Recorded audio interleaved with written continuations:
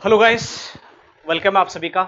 देखिए इस वीडियो में आज हम डिस्कस करेंगे। आज की हमारी जो क्लास होने वाली है वो होने वाली है आपकी जो कम्युनिकेबल जो डिजीज आप पढ़ रहे थे या ट्रांसमिटेड वाली जो डिजीज थी, इन्फेक्शियस डिजीज, संक्रामक रोग या संचरणीय रोग में हम पढ़ रहे थे।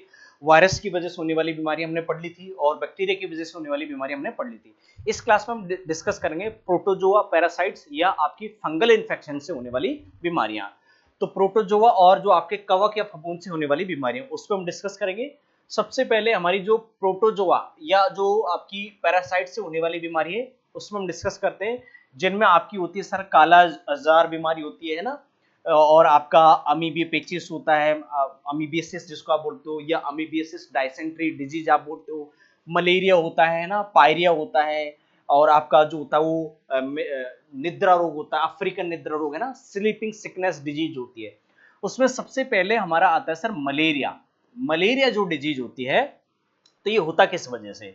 सर इसका एक प्रोटोजोआ होता है, प्लाज्मोडियम प्रोटोजोआ। ये प्लाज्मोडियम प्रोटोजोआ की वजह से ये हमारे बीमारी होती है।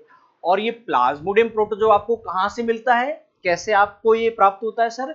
वो एक मच्छर होता है, मादा एनाफ्लीज, फीमेल एनाफ्लीज मच्छर होता है ना।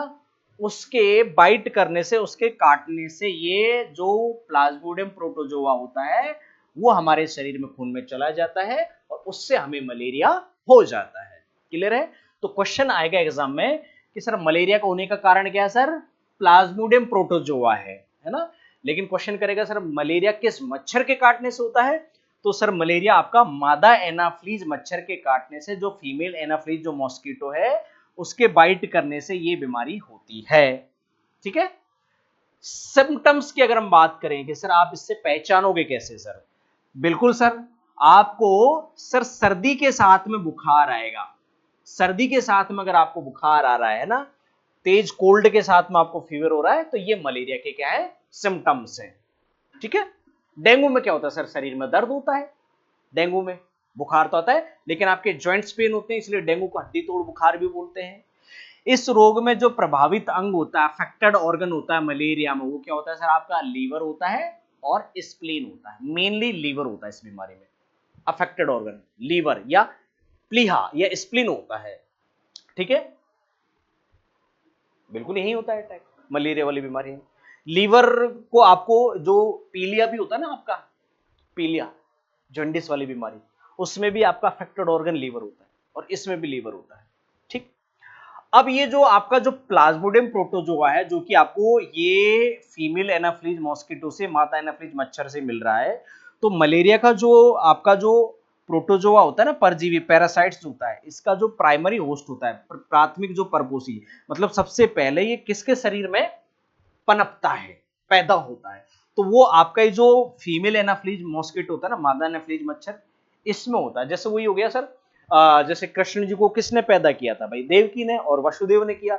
जबकि उसका पालन पोषण जो, तो प्राइमरी होस्ट कौन थे आपके? देवकी और वासुदेव थे, है ना। उसके बाद में सर सेकेंडरी होस्ट कौन थे आपके? वो जो थे नंद बाबा और वो यशोदा मैया थे, दूसरे परपोषी, उन्होंने पाला था उसको। तो ऐसे ही सर इसका जो प्राथमिक पोषण जो कर रहा है वो कौन कर रहा है? मादा एनाफ्लीज मच्छर कर रहा है। लेकिन सर इसका सेकेंडरी होस्ट कौन है सर? सेकेंडरी होस्ट हम खुद हैं, इंसान, है ना। तो हमारे शरीर के अंदर ये पलता है। तो जन्म तो इन्होंने दिया लेकिन पालन पोषण हम खुद करते हैं यहां से।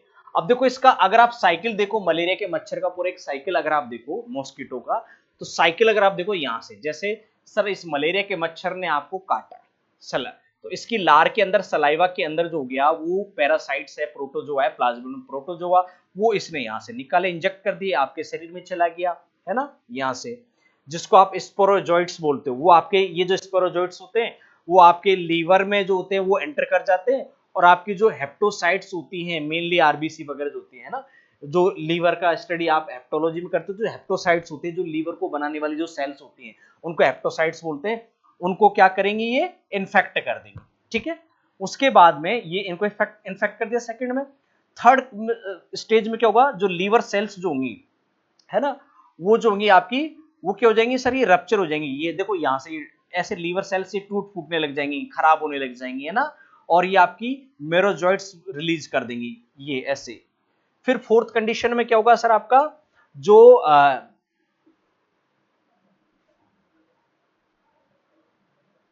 हाँ, फिर ये फोर्थ कंडीशन में आपकी ये जो जो लीवर वाली जो कोशिकाएं हैं, ये जब टूट फूटने लग जाएंगे और इनसे जो आपका मेरोजाइट्स जो निकलेंगे, ये मेरोजाइट्स क्या करेंगे, जो आपकी जो इंट्रा एरिथ्रोसाइटिक जो सेल्स हैं, जो आपकी आपस में ये जो आपकी आरबीसी है, ये आपस में आरबीसी में क्या होगा सर, इसमें ये इसको क्या करने लग जाएंगे, इसमें एंटर कर जाएंगे और इसको इन्फेक्ट कर देंगे ऐसे, और ये आरबीसी को भी तोड़ने फोड़ने रप्चर करने लग जाएंगे। उसके बाद में सर इनमें जो होगा सर, वो जो आपका लैंगिक जनन होगा, सेक्सुअल साइकिल होगा, तो एक से जब दो नई कोशिकाएं बनेंगी, है ना, और उसके बाद में फिर क्या होगा सर, इससे आपका मॉस्किटो में ये क्या हो जाती है, ट्रांसमिट हो जाती है वापस से, इस तरीके से। तो ये आपका ये एक साइकिल हो गया पूरा का पूरा, ठीक है, इसका मलेरिया के मॉस्किटो का। तो सर इसका मेडिसिन क्या है सर, रेमेडीज क्या है सर, मेन है सर इसके ऊपर आता है कुनेन, ये सबसे ज्यादा इंपॉर्टेंट रहता है कि सर मलेरिया के उपचार में कौन सी जो मेडिसिन होती है वो काम में आती है, आपकी कुनेन, है ना, और ये एक आपकी आयुर्वेदिक कंपोनेंट है कुनेन। इससे जो आपकी एलोपैथी वाली जो मेडिसिन बनाते हैं ना, तो वो कुनेन के अंदर से उसको एक्सट्रैक्ट किया जाता है, उसका नाम होता है क्लोरोक्विनोन। क्या होता है, क्लोरोक्विनोन होता है, वो ये होता है। तो एलोपैथी मेडिसिन इससे बनते हैं क्लोरोक्विनोन, आयुर्वेदिक मेडिसिन इससे बनती है। मलेरिया की और भी है, पेलोडीन भी है, प्रिमाकीन भी, लेकिन सबसे ज्यादा जो फेमस जो मेडिसिन है मलेरिया की ट्रीटमेंट की, वो कुनेन है या क्लोरोक्विनोन है, ठीक है। कुनेन किससे निकालते हो सर आप, कुनेन क्या होता है, एक सिंकोना ट्री होता है, उस सिंकोना ट्री की जो बार्क होती है, छाल जो होती है ना, पेड़ की तने की जो छाल, उससे आपको इससे निकाला जाता है, प्राप्त किया जाता है। ये भी क्वेश्चन आता है। सबसे पहले मलेरिया जो था, इसको साइंटिस्ट थे 1880 में, 1880 के अंदर लेवरॉन नाम के साइंटिस्ट थे, इन्होंने मलेरिया के जो पेशेंट के अंदर जो प्लाज्मोडियम जो प्रोटोजोआ था उसको डिटेक्ट किया था इन्होंने। और रोनाल्ड रास ने, ये आता है सर मलेरिया का जो प्रोटोजोआ है या मलेरिया का जो रोनाल्ड रास था, किसने बताया मलेरिया इस प्रोटोजोआ से होता है, तो वो रोनाल्ड रास ने बताया था 7 साल के बाद में, 7 ईयर के बाद में, 1887 में। इन्होंने ही बताया था सर मलेरिया परजीवी के द्वारा मलेरिया होता है। इन्होंने तो सिर्फ उसके प्रोटोजोआ जो था ना प्लाज्मोडियम, उसको डिटेक्ट किया, लेकिन इनको पता नहीं था कि सर ये जो प्रोटोजोआ है, प्लाज्मोडियम प्रोटोजोआ, इससे मलेरिया होता है। वो 7 साल के बाद में रोनाल्ड रास को पता चला, रोनाल्ड रास को पता चला कि भाई साहब ये जो लेवरोन नाम के साइंटिस्ट ने एक प्रोटोजोआ डिस्कवर किया है इंसान के अंदर, प्लाज्मोडियम प्रोटोजोआ, इससे मलेरिया होता है, वो रोनाल्ड रास को पता चला। और उन्होंने बताया कि सर इसका जो वेक्टर है, वाहक जो है, वो मच्छर से आता है। ये प्रोटोजोआ किससे आता है, मच्छर से। इनको पता नहीं था कि प्रोटोजोआ आया किससे है? इसके लिए इनको सर 1902 में 1902 में इनको नोबेल पुरस्कार, नोबेल प्राइज दिया गया था इस डिस्कवरी के लिए, कि सर आपका जो प्रोटोजोआ, जो प्लाज्मोडियम प्रोटोजोआ, उससे मलेरिया इंसान में होता है और ये प्रोटोजोआ मच्छर से आता है, इसी की वजह से इनको नोबेल प्राइज दिया गया था, ठीक है। इसके बाद में नेक्स्ट जो बीमारी आती है आपकी, जो प्रोटोजोआ से होती है, वो आती है आपकी अमीबियसिस या अमीबिया पेचिस, है ना, अमीबियोसिस या अमीबियस डायसेंट्री होता है ना। इसका जो प्रोटोजोआ होता है सर, वो होता है सर एंट अमीबा हिस्टोलाइटिका, उसकी वजह से ये देखने को मिलता है।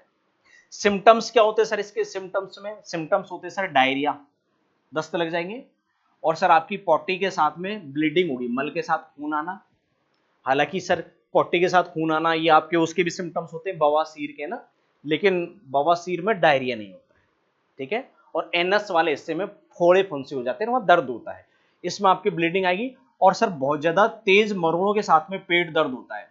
अमीबिया पेचिस का मतलब ये सर पेचिस होना पेट में बहुत ज्यादा। एक तो नॉर्मल आपको पेट दर्द होता है ना, और एक होता है सर पेट दर्द ऐसा होता है जो आपसे सहा नहीं जाता, वो मरोड़े उठते हैं उसमें बहुत तेज है, नाभि के नीचे वाले हिस्से में, तो उसको मरोड़े के साथ में तेज पेट दर्द होता है ना आपका, एब्डोमिनल पेन जो होता है, वो इसके सिम्टम्स है। किसके, अमीबिया पेचिस के, अमीबियसिस या अमीबिक डायसेंट्री के, ये जो होता है, ये देख लो अमीबिक डायसेंट्री के सिम्टम्स देख लो आप, है ना, जैसे डायरिया हो गया, दस्त लग जाएंगे, बार बार आप टॉयलेट जाओगे, फीवर भी आता है ना, उसके बाद में वोमिटिंग भी होती है, नाक भी बहती रहती है ना, वेट लॉस भी होता है ना, स्टोमक में अपसेट होता है, मतलब पेट दर्द होता है, अपसेट का मतलब, ये इसके सिम्टम्स है ना। और इसके लिए एक प्रोटोजोआ जिम्मेदार होता है एंट अमीबा हिस्टोलाइटिका, वो हमारी आंतों में पहुंच जाता है और या फिर हमें वो पेन करता है, ठीक। इसके बाद में आपका नेक्स्ट जो डिजीज आती है पायरिया, बहुत इंपॉर्टेंट है सर, पायरिया वाली जो बीमारी होती है, ये पायरिया का जो प्रोटोजोआ होता है वो होता है एंट अमीबा जिंजीबिलस, उसका एंट अमीबा हिस्टोलाइटिका, इसका एंट अमीबा जिंजीबिलस होता है। इसके ऊपर नाम नहीं पूछता है, फिर भी सर पायरिया बीमारी का होने का कारण क्या है और सिम्टम्स क्या है, उसके ऊपर क्वेश्चन सबसे ज्यादा आपसे वो पूछता है, पुट करता है। सर पायरिया के सिम्टम्स की बात करें तो हमारे जो दांत होते हैं, हमारे जो टीथ होते हैं और जो हमारे जो मसूड़े होते हैं, गम्स जो होते हैं, उनमें से क्या होने लग जाती है, ब्लीडिंग, है ना, खून आने लग जाता है और मुंह से बदबू भी आने लग जाती है ना, बदबू भी आने लग जाती है।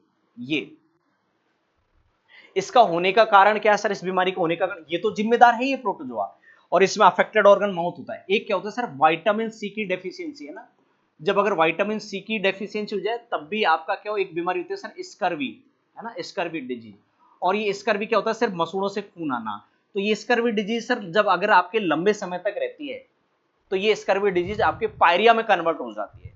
दूसरा सर, आप खाना खाया, आपने ढंग से आपने मुंह की सफाई नहीं करी, ब्रश नहीं किया टाइम टू टाइम, एक टाइम ही कर रहे हैं, रात के समय नहीं कर रहे हैं, तो उससे भी, दिन के समय मॉर्निंग में करो या मत करो, लेकिन रात के समय ब्रश करना बहुत ज्यादा जरूरी है। इससे भी पायरिया होता है। पायरिया होने के दो कारण होते हैं, आपने अपने ब्रश की या मुंह की सफाई का ध्यान नहीं रखा, है ना, सड़ा गला मुंह है, एक टाइम कर रहे हो, एक दिन छोड़ रहे हो, 2 दिन कर रहे हो, इस तरीके से ना, दोनों टाइम सफाई करना जरूरी है, ब्रश करना जरूरी है। दूसरा, आंख पे बॉडी में अगर विटामिन सी की डेफिशिएंसी है तो विटामिन सी की डेफिशिएंसी से स्कर्वी होता है, और जब ये स्कर्वी वाली डिजीज लंबे समय तक जब रह जाती है तो वो पायरिया में कन्वर्ट हो जाती है।